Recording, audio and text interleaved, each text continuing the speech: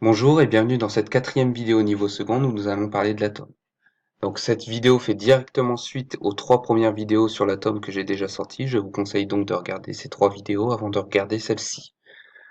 Dans cette vidéo, nous allons donc nous intéresser à ce qu'on appelle la classification périodique des éléments. On a vu comment les atomes étaient considérés comme stables ou instables et on a vu comment les atomes instables font pour devenir stables.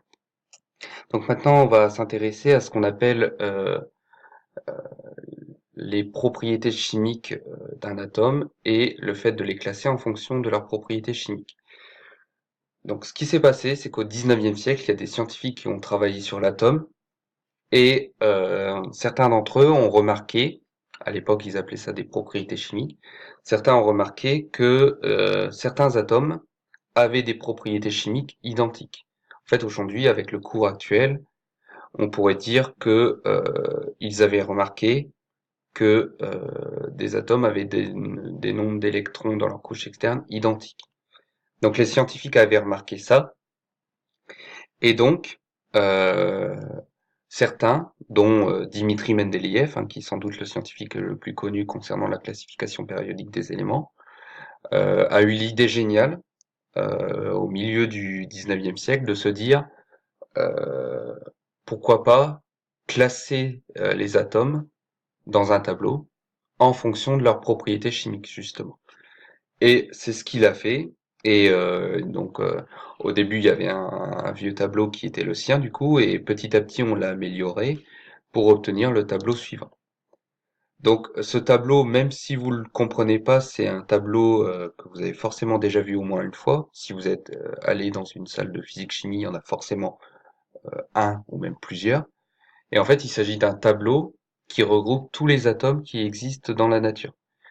Et donc au niveau seconde, on va pas s'intéresser à la totalité du tableau puisqu'on va s'intéresser qu'aux 18 premiers, c'est-à-dire ces atomes-là. Et donc la question qu'on va se poser dans cette vidéo, c'est comment ces 18 atomes sont classés? Quels critères permettent de classer les atomes dans leurs lignes, dans leurs colonnes respectives? Et donc ce qu'il faut savoir, c'est que les atomes sont classés en fonction de deux critères qui sont les suivants. Le premier critère qui permet de classer les atomes, c'est le suivant. Chaque ligne du tableau correspond à une couche électronique. C'est-à-dire la première ligne correspond à la couche K, la première couche, la deuxième ligne correspond à la couche K et la couche L, et la troisième ligne correspond à la couche K, L, M. À chaque ligne correspond le nombre de couches électroniques en fait. Et chaque colonne du tableau correspond au nombre d'électrons présents dans la couche externe. Donc ça veut dire que si on prend un atome qui est dans la sixième colonne par exemple, peu importe sa ligne, forcément il a 6 électrons dans sa couche externe. Et donc si on regroupe les atomes en fonction de ces deux critères, on retrouve bien le tableau que je vous ai montré tout à l'heure, qui est donc le tableau que vous devez connaître au niveau seconde. Attention, quand je dis connaître, c'est pas connaître par cœur le placement des atomes, c'est plutôt connaître les règles qui permettent de placer ces atomes. Donc on remarque bien que chaque critère est respecté, à savoir que la première ligne correspond à la couche K, la deuxième ligne correspond à la couche L, K et L pour être plus correct, et la troisième ligne correspond à la couche M, avec K et L aussi. Et donc ce qu'on remarque, on remarque plusieurs choses. Premièrement, si on se situe sur la deuxième ligne, forcément, ça veut dire que la couche K est saturée. Si on se situe sur la troisième ligne, forcément, la couche K et la couche L sont saturées. Et une autre propriété qu'on remarque, donc c'est marqué ici, à chaque colonne correspond le nombre d'électrons dans la couche externe. Donc ça veut dire que si on se situe sur la deuxième colonne, il y a bien 2 électrons dans la couche externe. 2 électrons dans la couche L pour l'atome de beryllium et 2 électrons dans la couche M pour l'atome de magnésium. Le seul cas particulier à cette règle, c'est l'atome d'hélium. En effet, il se situe dans la 8e colonne du tableau, et pourtant il possède que 2 électrons dans sa couche externe. Mais on l'a placé ici parce qu'il a un lien, et on le verra tout à l'heure, avec l'atome de néon et l'atome d'argon.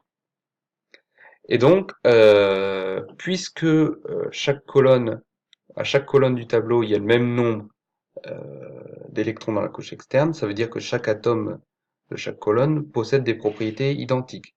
Ça veut dire que l'atome de lithium et l'atome de sodium, par exemple, ils ont des propriétés chimiques identiques. Et donc, ce que les scientifiques ont décidé, c'est de donner un nom, tout simplement, aux atomes qui ont des propriétés chimiques identiques. C'est ce qu'on appelle des familles. Donc, il existe plusieurs familles dans le tableau périodique, mais en seconde, vous devez surtout en connaître trois. Donc, la première famille que vous devez connaître, c'est la famille des gaz rares, qu'on appelle aussi la famille des gaz nobles. Donc, ce sont les atomes de la dernière colonne de la classification périodique des éléments.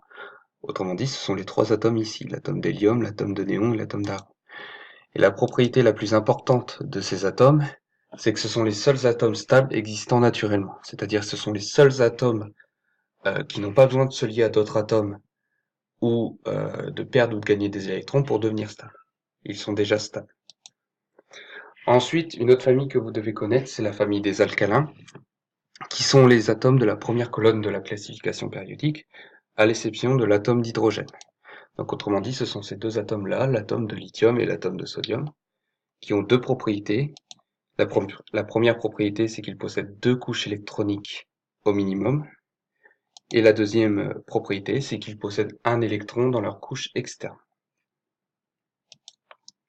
Et enfin, la dernière famille que vous devez connaître, c'est la famille des halogènes, qui sont les atomes de la septième colonne du tableau périodique, de la classification périodique, pardon. Et donc, dans le tableau que vous devez connaître, c'est ces deux atomes-là, l'atome de fluor et l'atome de chlore, qui ont deux propriétés aussi. La première propriété, c'est qu'ils possèdent deux couches électroniques au minimum, comme les alcalins. Et la deuxième propriété, c'est qu'ils possèdent 7 électrons dans leur couche externe, comme l'indique leur colonne d'ailleurs. Un électron pour une colonne, 7 électrons pour septième colonne. Et enfin, la dernière chose que l'on va étudier, c'est le lien entre les ions que forment les atomes et la classification périodique des éléments. Donc pour cela, on va étudier les atomes de la première colonne, les atomes de la deuxième, les atomes de la sixième et les atomes de la septième colonne. Et ce que l'on constate, c'est que les atomes de la première colonne ont comme particularité d'avoir un électron en trop. En effet, l'atome de lithium Li73 est comme structure électronique K2L1, l'atome de sodium est K2L8M1, donc ils ont un électron en trop. Et donc ils vont, pour devenir stables, former deux ions, un ion lithium Li+, et un ion sodium Na+. Donc les atomes de la deuxième colonne, eux, ils ont deux électrons en trop. Ce sont ces deux atomes-là, l'atome de beryllium et l'atome de magnésium. Et si on regarde leur structure électronique, ils sont pour le beryllium K2L2, pour le magnésium K2L8M2, donc ils ont bien deux électrons en trop. Ils vont donc former deux ions, l'ion beryllium Be, c'est pas un A, c'est un E, Be2+, et l'atome de magnésium Mg2+. Et enfin, si on regarde les atomes de la troisième colonne, eux, ils ont donc trois électrons en trop. Donc le bore va former l'ion B3+, et l'aluminium va former l'ion Al3+. Et maintenant, si on regarde les électrons de la les atomes de la septième colonne, on remarque, eux, qu'il leur manque un électron pour devenir stable. En effet, l'atome de fluor, puisqu'il possède 9 électrons et K2L7, il lui manque un électron pour devenir K2L8, et l'atome de chlore est K2L8M7, il lui manque un électron pour devenir K2L8M8. Donc il leur manque tous les deux un électron, et donc ils vont former deux ions, deux anions, F- et Cl-. Les atomes de la sixième colonne, eux, il leur manque deux électrons. L'oxygène est K2L6, il lui manque deux électrons pour être stable.